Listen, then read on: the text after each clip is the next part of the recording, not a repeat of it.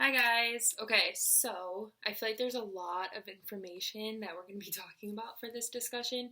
So I wrote a lot down so I didn't forget everything that I wanted to talk about. Um, so I guess to start, just some of my thoughts right off the bat after reading the articles and viewing all the videos and stuff. I feel like something that was really emphasized was that it's one thing to be a teacher, but it's another thing entirely to be an effective teacher. So I think they really emphasize the importance of making sure to be an effective teacher.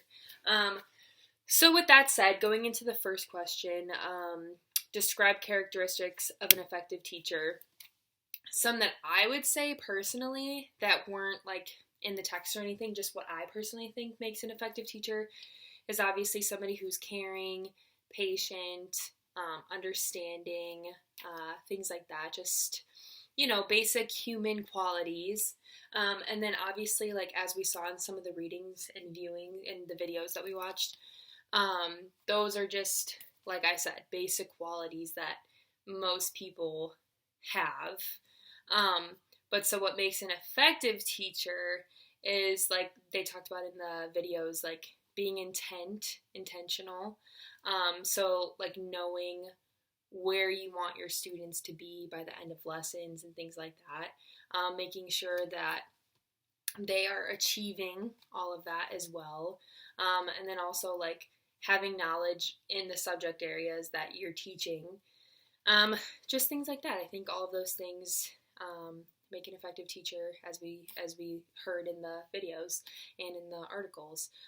And so then moving on to the next question, explain why reflection on teaching is so important for teacher growth. I think this is a really good one because it kind of allows teachers to reflect on what worked for them during their lessons. And if something didn't work, then they can figure out a better approach to how they can teach that lesson going forward.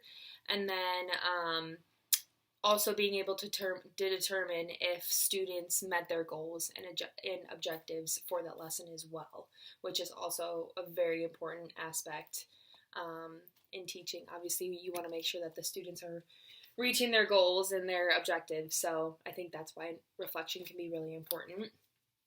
And then question 3, describe the reflective decision-making model of teaching. So I would say it's just making rational choices and then assuming responsibility for those choices that you're making. So while teaching, just being aware of what you're teaching and who you're teaching the information to. So just, going through it beforehand and making sure that everything that you have is going to be appropriate and, all those kinds of things. And then question 4, factors that affect instructional decision making. As talked about in our textbook, poverty would be one, genders, so, treating students equally despite being male, female, whatever they might be. And then obviously race, ethnicity, and then cultural diversity and things like that are all different factors. Because obviously, some students might come from, different backgrounds than other kids. Some kids might come from areas of poverty. Some might be really affluent. So making sure that you're treating your students the same despite maybe differences or despite cultural differences and things like that. And then that kind of relates to decision making as well. Making sure that you are representing each of those different types of students within your lessons.